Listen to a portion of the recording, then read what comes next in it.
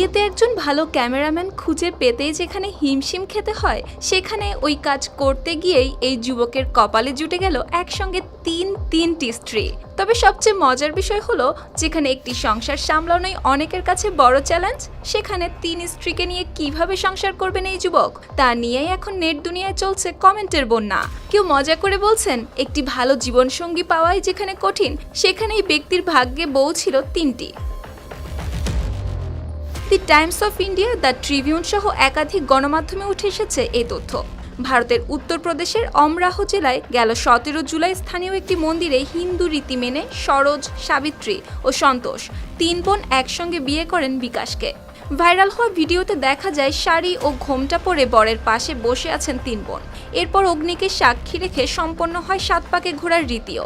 বিয়ের আনুষ্ঠানিকতা শেষে বিকাশ একে একে সিঁদুর পরিয়ে দেন 3 জনের সিঁথিতে। তবে পুরো অনুষ্ঠানে পুরোহিত ছাড়া 2 পরিবারের কোনো আত্মীয় স্বজন বা বন্ধুকে দেখা যায়নি। ভারতীয় সংবাদ মাধ্যমের তথ্য অনুযায়ী 3 বোন দীর্ঘদিন ধরে সামাজিক যোগাযোগ মাধ্যমে রিলস ও ভিডিও তৈরি করতেন, আর সেই ভিডিওর ক্যামেরাম্যান ছিলেন বিকাশই।